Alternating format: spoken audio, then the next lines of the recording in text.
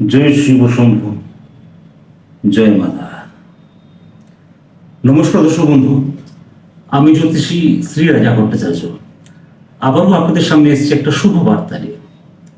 আজকের প্রসঙ্গ হলো গ্রহরাজ শনিদেবের মূর্তি আমরা বাড়িতে স্থাপন করে কেন পূজা করি না, এমনকি মন্দিরে যে আমরা শনিদেবের পুজো দিই তার প্রসাদও আমরা বাড়িতে এনে কেন খাই না। পুরাণ কথা থেকে আমরা জানতে পারি তিনি ছিলেন অভিশাপ প্রাপ্ত।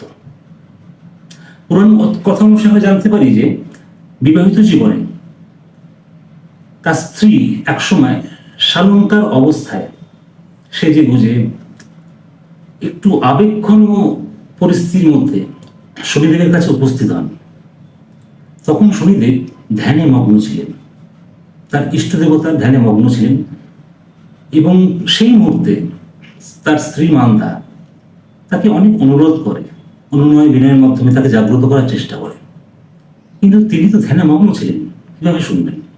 তিনি এই ব্যাপারটাকে নিয়ে চিন্তা ভাবনা করেননি। এতে তার স্ত্রী খুব অপমানিত বোধ করেন। তিনি অভিমানে জর্জরিত হয়ে প্রচন্ড রাগান্বিত অবস্থায় শনিদেবকে অভিশাপ দিয়ে বসেন। তিনি বলেন যে আমি এত অনুনয় বিনয় করার পরও আপনি আমার দিকে ঘুরেও তাকালেন না, তাই আজকে আমি অভিশাপ দিচ্ছি, এরপর আপনি যার দিকে চোখ তুলে তাকাবেন সে ভস্ম হয়ে যাবে, তার অবস্থা খুব খারাপ অবস্থায় পরিণত হবে।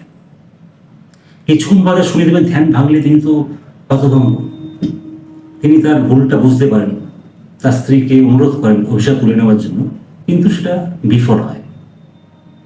তারপর থেকেই তিনি যেহেতু অভিশাপগ্রস্ত হয়ে পড়েছিলেন, আমাদের এই মানব সমাজ ভীতিগ্রস্ত হয়ে পড়ে। যেহেতু তিনি অভিশাপগ্রস্ত ছিলেন, তাই তার মূর্তি বাড়িতে পুজো করে না, তার প্রসাদও বাড়িতে নিয়ে সে খান না। এমনকি মন্দিরে শনিদেবের চোখের দিকে তাকিয়ে পুজো কখনো করতে যাবেন না। কথিত আছে তার দৃষ্টি অতীত ক্রূর, তিনি যার দিকে তাকান তার অবস্থা খুব খারাপ অবস্থায় পরিণত হয়।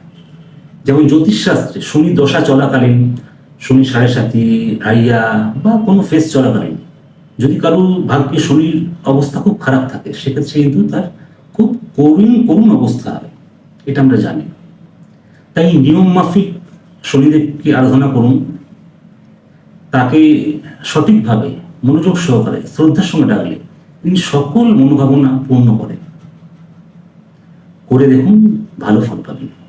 ঈশ্বর আপনাদের মঙ্গল করুন।